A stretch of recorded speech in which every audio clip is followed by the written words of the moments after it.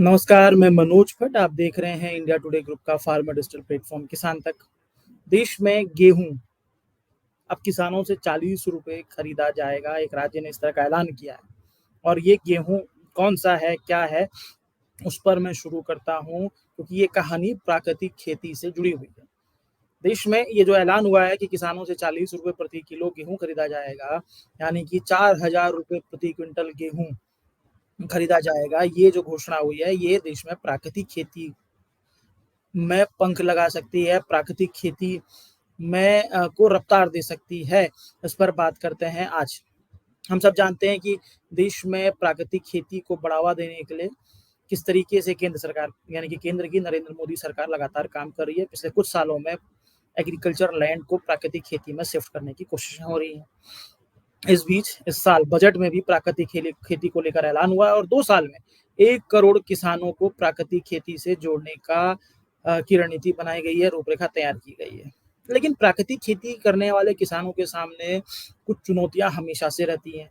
किसान भी चाहता है कि प्राकृतिक खेती वो करे, रसायन मुक्त अनाज का उत्पादन करे, क्योंकि रसायन मुक्त अनाज के उत्पादन से उसकी खेत की मिट्टी स्वस्थ होती है, उसके परिवार में भी वो अनाज जाता है और परिवार में उसको बेहतर अनाज मिले और चाहता है कि वो कहीं न कहीं समाज में भी बेहतर अनाज दे और जिससे किसान का कर्म वो ईमानदारी से पूरा करे। लेकिन किसानों के सामने चुनौतियाँ जो होती हैं वो ये कि अगर किसान प्राकृतिक खेती करते हैं, तो सबसे पहले उनका उत्पादन कम होता है। हम सब ये जानते हैं कि प्राकृतिक खेती अगर कोई किसान शिफ्ट करते हैं तो उन्हें कम उत्पादन वनस्पत रसायन युक्त खेती की तुलना में प्राकृतिक खेती में कम उत्पादन मिलता है। हम सब ये जानते हैं कि अक्सर फर्टिलाइज़र यानी खाद कई तरह की खादों का प्रयोग उत्पादन बढ़ाने में ही किया जाता है। अब किसानों के सामने ये चुनौतियाँ होती हैं कि जब वो प्राकृतिक खेती की तरफ शिफ्ट करते हैं तो उनके उत्पादन में गिरावट होती है, यानी कि भारी गिरावट होती है। इस पर एक अलग से चर्चा की जा सकती है, कितनी गिरावट होती है, क्यों गिरावट होती है, कितने सालों की गिरावट होती है, लेकिन अभी का विषय ये नहीं है। और दूसरी तरफ उत्पादन में गिरावट के साथ-साथ ही जो प्राकृतिक खेती से उपजा हुआ अनाज है, उसको लेकर बाज़ार में बेशक बाज़ार में माँग है, लेकिन एक बाज़ार नहीं है और कहीं न कहीं किसानों के पास कोई स्टैंडर्ड रेट का फ़ॉर्मूला भी नहीं है। माफ़ कीजिएगा। तो कहीं न कहीं किसानों के सामने कुछ चुनौतियाँ रहती हैं कि किसान एक प्राकृतिक खेती से किसानों को जो कम अनाज मिला है, दूसरी तरफ उसको बाज़ार में जो बेचने जब किसान जाता है, तो उसका कोई रेट नहीं होता है। हालाँकि प्राकृतिक खेती को ज़ीरो बजट खेती कहा जाता है, लेकिन ये सिर्फ़ और सिर्फ़ एक तरह इसका नारा है क्योंकि बुआई से लेकर कटाई तक के ज़ीरो ज़ीरो बजट की स्वीकारोक्ति नहीं हो सकती। ऐसे में किसान की लागत लगती है और किसान जब उसको खेती करता है प्राकृतिक खेती को, तो जब उत्पादन कम आता है और बाज़ार में बेचने जाता है, बाज़ार में उस तरह के भाव नहीं मिलते हैं, तो किसानों के लिए प्राकृतिक खेती नुकसान का सौदा साबित होती है। लेकिन इस बीच एक फैसला हुआ है, जिसमें प्राकृतिक खेती से उपजा हुआ गेहूँ ₹40 प्रति किलोग्राम यानी कि 4000 क्विंटल खरीदने का ऐलान हुआ है। ये ऐलान हिमाचल प्रदेश ने किया है, यानी कि प्राकृतिक खेती की पिच पर हिमाचल प्रदेश सरकार ने एक महत्वपूर्ण सिक्सर लगाया है। और ये जो सिक्सर है, ये देश भर में प्राकृतिक खेती को पंख लगा सकता है, प्राकृतिक खेती को मजबूत कर सकता है क्योंकि देखिए हम सब जानते हैं कि गेहूँ का दाम ₹2275 प्रति क्विंटल है। बाज़ार में मौजूदा वक़्त में ₹2500 प्रति क्विंटल तक गेहूँ किसानों से खरीदा जा रहा है। बेशक बाज़ार में उसके भाव अधिक हैं, लेकिन किसानों से 25-2600 प्रति क्विंटल पर खरीदा जाता है। हम सब जानते हैं कि प्राकृतिक खेती करने में किसानों का जो नुकसान होता है, वो उत्पादन जो होता है, वो तकरीबन 2 गुने से अधिक कम हो जाता है। ऐसे में ₹40 का जो रेट है, वो स्टैंडर्ड रेट के तौर पर निकलता है और किसानों को कहीं न कहीं प्राकृतिक खेती को बढ़ावा देने में मदद करेगा। मैं हिमाचल प्रदेश सरकार ने यानी कि हिमाचल प्रदेश के जो मुख्यमंत्री हैं सुखविंदर सिंह सुक्खू, उन्होंने हिम उन्नति योजना की घोषणा की है, जिसके तहत हिमाचल सरकार प्रति परिवार 20 क्विंटल प्राकृतिक रूप से उगाए गए अनाज की खरीद यानी गेहूँ की खरीद करेगी, जिसमें गेहूँ प्रति किलोग्राम ₹40 प्रति किलोग्राम यानी कि ₹4000 क्विंटल और मक्का ₹30 प्रति किलोग्राम यानी कि ₹3000 क्विंटल खरीदा जाएगा। हम अभी गेहूँ पर बात करते हैं क्योंकि देश में सबसे बड़ी आबादी गेहूँ ही का कंज्यूम करती है और गेहूँ को लेकर लगातार कई तरह की चर्चाएँ होती जा रही हैं। ऐसे में ₹40 रेट हालाँकि किसान ये चाहते हैं कि जो उनका गेहूँ है मौजूदा वक़्त में उसके रेट ही 3,000 रुपए प्रति क्विंटल तक हों। उसको लेकर एक लंबी बहस है। स्वामीनाथन आयोग की जो सिफ़ारिश है C2 प्लस 50% के फ़ॉर्मूले से एमएसपी तय करने की बात हो रही है, लेकिन उस बहस से अगर हम इतर आएँ, तो देश में 40 रुपए प्रति किलोग्राम गेहूँ, प्राकृतिक रूप से उगाए गए गेहूँ की जो स्टैंडर्ड तय हो रहा है, ये देश भर में एक नई रेस पैदा करेगा, एक नया मानक तैयार करेगा, एक नया बाज़ार तैयार करेगा। क्योंकि अगर कोई भी किसान अगर मैं इसको उदाहरण के तौर पर समझाने की कोशिश करता हूँ, कैसे ये प्रैक्टिकल है, ये भी समझाने की कोशिश करता हूँ। इसमें राज्य सरकारों को भी किसी तरह का नुकसान नहीं होगा, ये भी समझाने की कोशिश करता हूँ। राज्य और केंद्र सरकार को भी ये भी समझाने की कोशिश करता हूँ। देखिए, मान लेते हैं कि हिमाचल प्रदेश सरकार का ये फैसला हुआ है। इसको हम सब समझते हैं।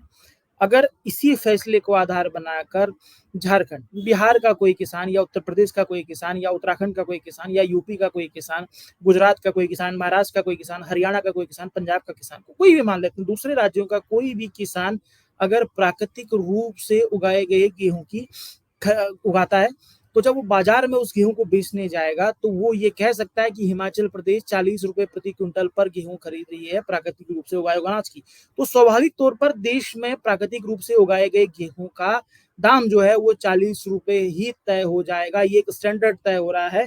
ये एक देश भर में एक नया डिस्कोर्स पैदा होता है, जो कहीं न कहीं दूसरी राज्य सरकारों को भी इस तरह के लिए इस तरह की घोषणाएँ करने के लिए या दाम तय करने के लिए कहीं न कहीं प्रोत्साहित करेगा।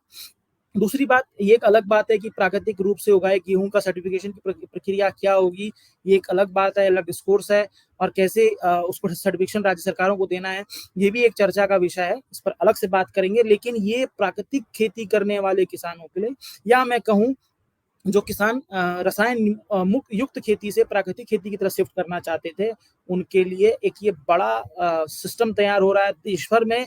बेशक हिमाचल प्रदेश सरकार की घोषणा है, लेकिन कहीं न कहीं देश भर के किसानों को इसका फ़ायदा मिलेगा। अब ये कैसे व्यावहारिक है? हम सब ये जानते हैं कि प्राकृतिक खेती जब किसान करते हैं, तो वो खाद का प्रयोग नहीं करते हैं। वहीं दूसरी तरफ हम सब जानते हैं कि देश में खाद सब्सिडी कितना बड़ी खाद सब्सिडी है, जिसमें केंद्र सरकार इंटरनेशनल बाजार में जब खाद यानी फर्टिलाइजर के दाम बढ़ जाते हैं, तो उस वक्त भी किसानों को कोई नुकसान ना हो, इस शर्त का ध्यान में रखते हुए फर्टिलाइजर सब्सिडी पे अमाउंट तो बढ़ा देती है, लेकिन किसानों को कोशिश करती है कि पुराने ही दामों में खाद मिले और ऐसा होता भी रहा है। अब जैसे कि माना जाता है कि एक किसान पर 20,000 रुपए तकरीबन 20,000 रुपए प्रति किसान अगर उसको हम लोग वो करें, तो प्रति किसान 20,000 रुपए खाद सब्सिडी के तौर पर खर्च होते हैं।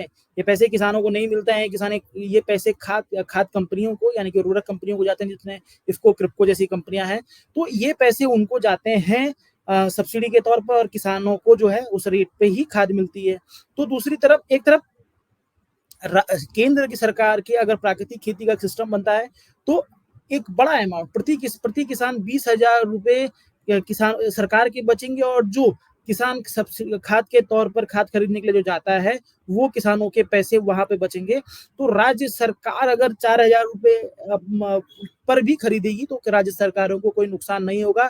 केंद्र से मिलने वाले एमएसपी के साथ एमएसपी का जो भाव है, उसके ऊपर से राज्य सरकार अगर अपनी तरफ से भी सब्सिडी के तौर पर ये अमाउंट देगी, तो स्वाभाविक तौर पर किसी भी राज्य सरकार के मॉडल पर कोई नुकसान नहीं होगा। हालाँकि ये बात तय है, ये बात भी सच है कि 2700 रुपए का एक स्टैंडर्ड रेट बनाने की कोशिश मध्य प्रदेश और राजस्थान में हुई है। बीजेपी ने घोषणा की थी कि अगर वो चुनाव जीतते हैं दोनों राज्यों में, तो 2700 रुपए प्रति क्विंटल पर गेहूं की खरीद होगी। दोनों राज्यों में ऐसा नहीं हुआ, 2400 रुपए तय कर दिया गया है। 125 रुपए की एमएसपी पर बोनस दिया जा रहा है, ये एक अलग बात है। लेकिन इस बीच एक 4,000 रुपए प्रति क्विंटल गेहूं का जो स्टैंडर्ड बन रहा है नेचुरल फार्मिंग का, वो नेचुरल फार्मिंग का बनते हुए बाजार की तरफ एक बड़ा कदम है और स्वाभाविक तौर पर जो किसान इसकी तरफ शिफ्ट होंगे, उनको फायदा होगा। हालांकि इस पूरी सिस्टम को समझने के लिए किसानों को अपने स्तर पर रिसर्च वर्क करने की आवश्यकता है और कहीं न कहीं जब किसान इस मामले में रिसर्च वर्क करेंगे, तो वो ज़्यादा आसानी से सफल होंगे। क्योंकि मेरा ये मानना है कि सर्टिफिकेशन यानी कि राज्य सरकार से सर्टिफिकेशन या किसी ऐसी एजेंसी सर्टिफिकेशन की ज़रूरत बहुत ज़रूरी है कि ये जो गेहूँ उगाया गया है, ये प्राकृतिक है। क्योंकि जब तक उसकी मार्केटिंग सर्टिफिकेशन के माध्यम से नहीं होगी, तो किसानों को उसका उतना फ़ायदा नहीं होगा। इस पर भी हम लोग बात करेंगे कि गेहूँ का नेचुरल फार्मिंग के लिए सर्टिफिकेशन का प्रोसेस क्या होना चाहिए, कैसे किसान कहाँ से सर्टिफिकेशन ले सकते हैं, इस पर भी हम आपको बताएँगे। लेकिन ये सुखद है कि देश में प्राकृतिक खेती को बढ़ावा देने के लिए फैसला हुआ है और उस फैसले के तहत देश में किसानों को जो अनाज किसान उगाएंगे उसकी जो उनसे जो फसल खरीदी जाएगी उसके रेट का भी ऐलान किया गया है।